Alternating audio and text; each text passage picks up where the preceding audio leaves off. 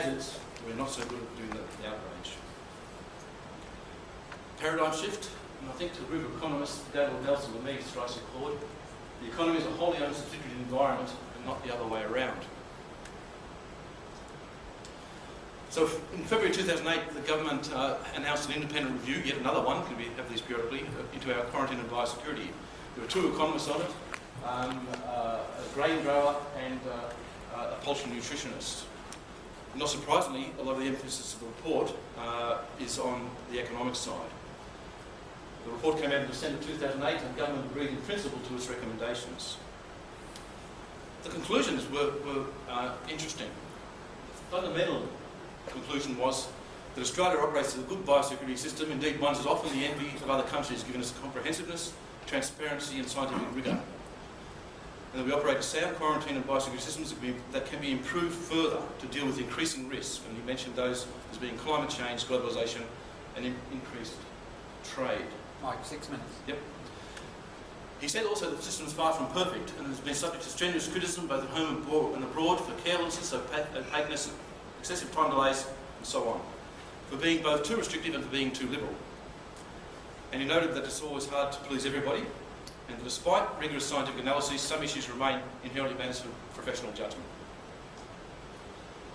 He built on the recommendations in the end review and talked about the biosecurity continuum, having your assessments based on scientific evidence and rigorous analysis and shared responsibility between the Commonwealth, states and territories, and reinforced that there's no such thing as zero risk, and that if it were, it's unattainable and it's undesirable.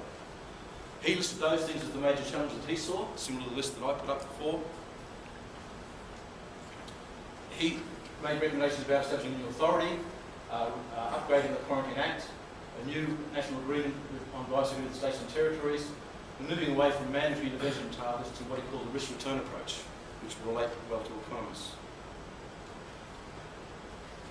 He said we needed to focus more on environmental assessments on human health, particularly on the consequence side, which he felt was underdone, and I'd agree with him. In IRAs, we needed to have a greater obligation on proponents to provide information on risk and to have proponents come forward with data and information, rather than having agencies like my own trying to get that data information and evaluate it.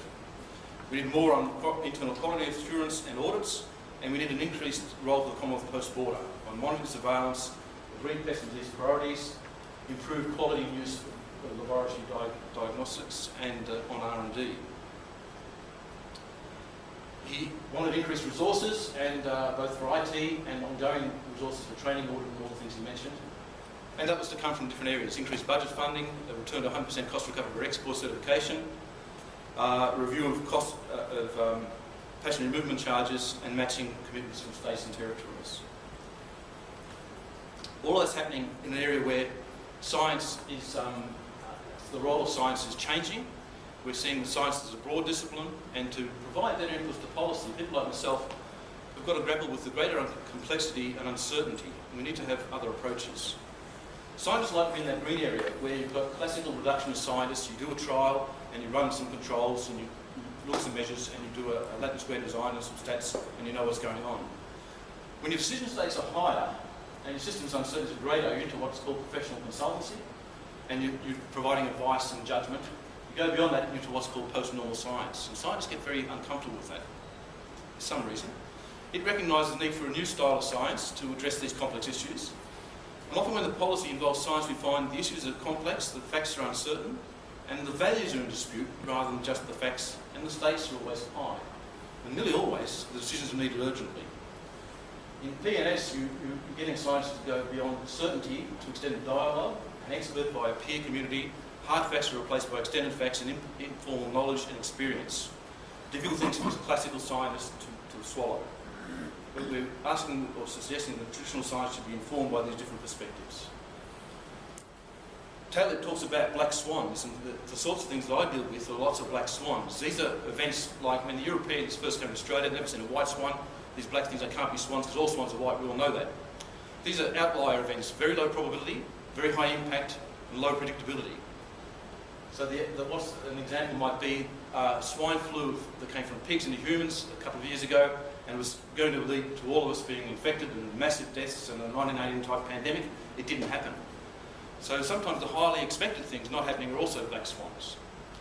The black swan logic makes what you don't know far more important than what you do know. And sometimes in spite of, or even because of our progress and growth in knowledge, and our ability to do modelling, our ability to do all these fancy techniques, we can get burrowing away into all of that, and sometimes it makes our knowledge less certain and the future less predictable, less able to forecast it.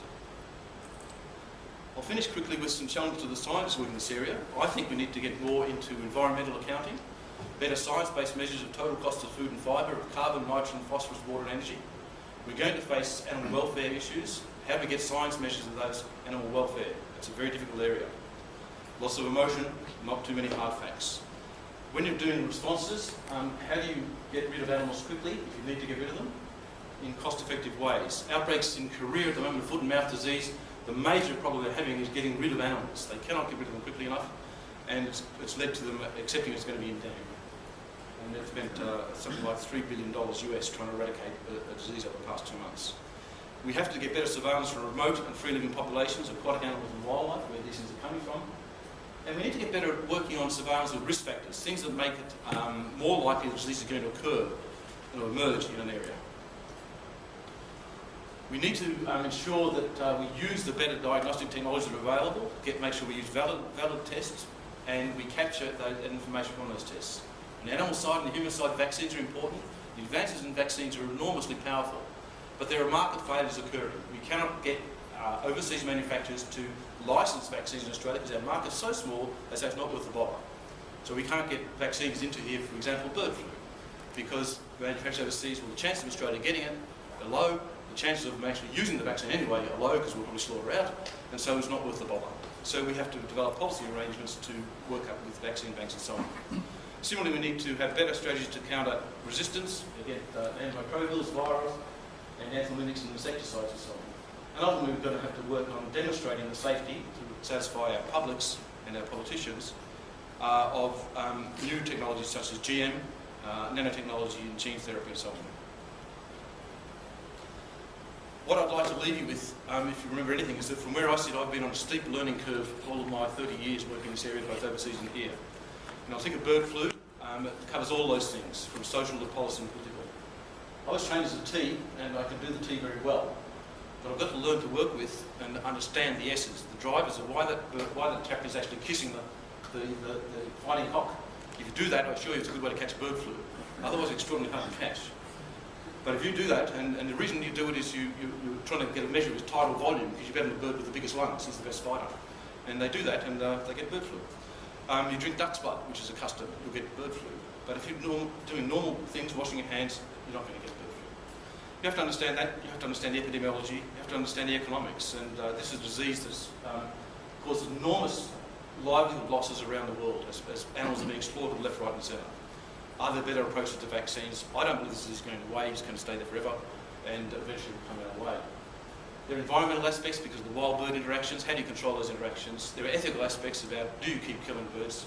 How do you control and get better measures in? And you have to get policy and political approaches to this. The solutions to biosecurity problems are not just T, technical and scientific. We have to engage more with all those disciplines and work in multidisciplinary environments. One of which is economics, and I think, as Jim said, I don't think economists have taken this challenge up enough. I think the tools are now there, and I think the challenge for you is to work with some of the biologists, people like myself, to feed the biology into good economics. And we're starting to do that, but we need to do it better.